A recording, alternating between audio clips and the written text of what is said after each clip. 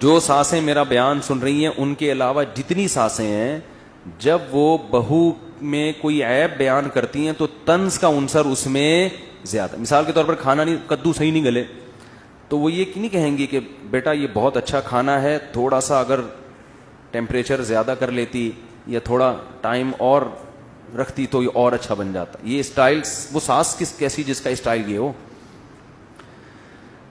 وہ پھر ساس نہیں ہے.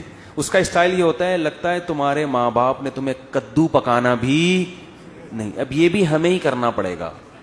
وہ جل بھن کے نا اس کے دھواں نکلنا شروع ہو جاتا ہے بہو کے.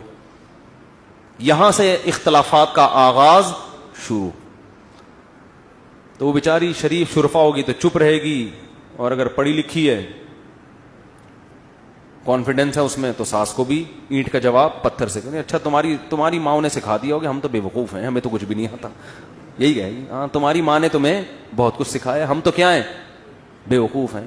یہ پھر اٹھا کے پلیٹ پھینکے گی، خود ہی پکاؤ، آئندہ میں نہیں پکا رہی، جاؤ.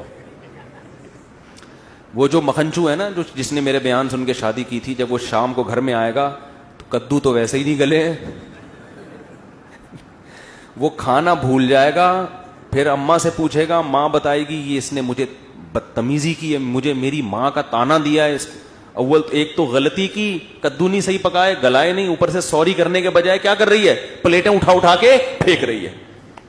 وہ غیرت میں آئے گا، میری ماں جس نے مجھے جنا، جس نے مجھے دودھ پلایا ہے، جس کے مجھ پر احسانات، اور یہ آج جمعہ 8 دن نہیں ہوئی، یہ چاہتی ہے کہ میری ماں سے بدسلوکی کرے. یہ پہلے ہی چنگیز خان بن کے آیا تھا، اب یہ ہلاکو خان کو بھی ساتھ لے کے بیوی کے کمرے پہ اٹیک کرے گا. یہ کیا پڑا ہوا ہے دیواروں کے اوپر، یہ کیا ہے، یہ تماشا بنایا ہوا ہے. وہ یہ دیکھے گی کہ ایک تو میری ساس نے پہلے طنز کیا، اوپر سے میرے شوہر کو بھی میرے خلاف ورغلا رہی ہے. تو وہ دلائل کی دنیا میں جواب نہیں دے گی، وہ اپنی ساس کی کیا ہو جائے گی، دشمن. ابھی اس نے کدو کی پلیٹ پھینکی تھی، پورا پریشر کوکر اٹھا کے شوہر کے سر پہ جا کے پھوڑ دے گی. پھر شوہر مجھ سے پوچھے گا یہ کیا ہو رہا ہے مفتی صاحب، گھریلو مسائل حل نہیں ہو رہے. تو میں اس سے کہوں گا، میں نے کہا تھا کہ جب شادی کرو تو گھر میں ہیلمٹ پہن کے جاؤ. میں پہلے ہی کہہ چکا ہوں کہ گھر میں کیا پہن کے جایا کرو، ہیلمٹ.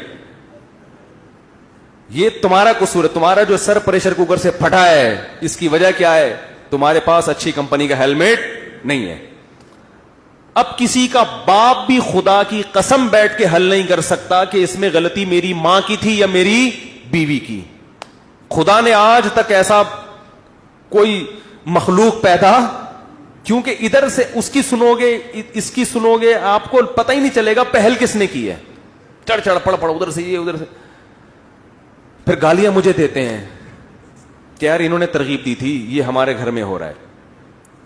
تو جب طنزیہ کلام شروع ہوتا ہے نا، طنز، تو معاشرے میں اصلاح بولو نہیں. اور ساسوں کی ہے حالت دیکھو، ان کو چاہیے ماڈرن لڑکیاں پڑھی لکھی، اور گھر کے کام ان سے ایسے کروانے ہیں جیسے گاؤں دیہات کی ان پڑھ لڑکیوں سے ہوتے ہیں. تو جب ماڈرن لڑکی لاؤ گے تو وہ شکر کرو کدو گلا دی، جتنے گلائے ہیں اتنے بھی نہیں گلاتی ہو. تو اگر یہی تھا تو آپ لے آتی کسی دیہاتی کو، اپنی بھتیجی کو، اپنی بھانجی کو، وہ جو بیچاری کہیں رہتی ہے دیہات کی اچھی بھلی خدمت گزار، اس کو لے کے آتے. تو اس لیے جب ایسا معاملہ ہو رہا ہو تو ہم کہتے ہیں بھائی بیگم کو ماں سے کیا کر دو، بولو الگ کر دو. پھر ماں سے بھی محبت سے ملو اور بیگم سے ملو، ان کا آپس میں کنیکشن نہیں ہونے دو. اماں کو تھوڑے تھوڑے دنوں میں بلایا کرو، بیگم کو بولا کرو کدو گلاؤ، میں خود چیک کروں گا گلے کہ نہیں گلے. اماں کی خدمت کرو، اماں یہاں آئیں گی، پھر اماں اپنے گھر میں، ہم اپنے گھر میں. روزانہ خود اماں سے جا کے مل لیا کرو.